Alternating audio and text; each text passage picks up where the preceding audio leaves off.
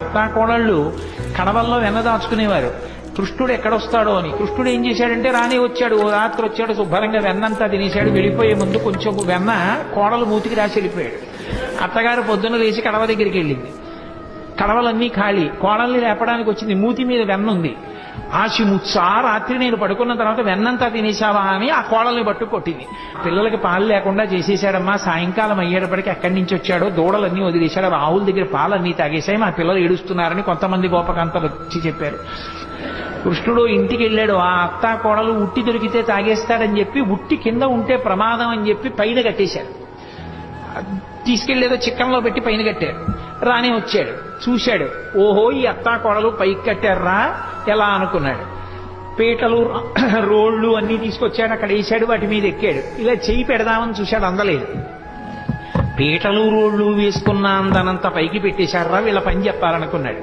ఓ రాయి ఒకటి తీసి కిందకి అన్నం పెట్టాడు. చక్కగా పైనుంచి కారిపోతోంది. హాయిగా అందరూ చేరలు పట్టి తాగారు, వెళ్ళిపోయాడు. ఒక చోట ఒక అత్తా కోడలు అంతకన్నా చాలా తెలివైన వాళ్ళు. ఇలా వచ్చి ఎక్కడో ఉట్టి కట్టి పెట్టినా తాగేస్తున్నాడని వాళ్ళు ఏం చేశారంటే కుండ చుట్టూ గంటలు కట్టారు. వచ్చి ముట్టుకున్నాడో గంటలు మోగుతాయి, అప్పుడు పట్టుకోవచ్చు అనుకున్నాడు.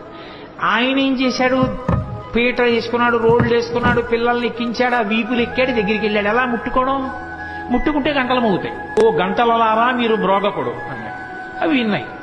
చక్కగా వెన్న తీశాడు, పిల్లలందరికీ పెట్టాడు. ముందు వాళ్ళకి పెడితే కానీ తను తిండవు. అందరికీ అందిందా, అందింది. ఇప్పుడు ఆఖరణ తను తీసుకుని ఇలా నోటి దగ్గర పెట్టుకున్నాడు. గంటల కనకన మోగి. అరే మిమ్మల్ని మోగద్దన్నాను కదా, ఎందుకు మోగారన్నాయి. ఏం చెప్పమంటావు పరమేశ్వర, వాళ్ళకి పెడితే ఊరుకున్నా, నువ్వు నోట్లో పెట్టుకుంటే నైవేద్యం అలవాటు గంట మోగడం, అందుకని మోగేశాను. వచ్చిన పిల్లలకి అతిథులకి అన్నం పెట్టకుండా ఏమిటో బొమ్మలను అన్నీ పెట్టి నైవేద్యాలు అంటూ కూర్చుంటాయేమిటి, నేనే పెద్ద పరమేశ్వరుండని చెప్పి ఆవిడ కళ్ళు మూసుకు ధ్యానం చేస్తుంటే చక్క చక్కెర పొంగలి అవి తినేసి మిగిలింది ఆ బొమ్మలకి రాసేసి వెళ్ళిపోయాడు. నాకన్నా వెళ్ళిపోవడం నేను తిన్నానులే చాలన్నాడు. ఎంతమంది ఎన్ని చాడీలు చెప్పారో. ఇన్ని చెప్తే ఆ యశోదంది, ఎందుకమ్మా అని మాట్లాంటారు, మా పిల్లాడు ఎప్పుడు గుమ్మం దాటి వెళ్ళనివాడు అంటుంది. ఏదో ఒక గోపకాంత చాలా కాలం అయిపోయింది, ఎవరింట్లోనూ చిక్కపట్టలేదు ఈ కృష్ణుడు, వస్తున్నాడు వెన్నెత్తుకుపోతున్నాడు, ఎలా అయినా పట్టుకోవాలి. యశోద మా అబ్బాయి అలాంటి తప్పులు చేయడం మాని కదా అంటోంది.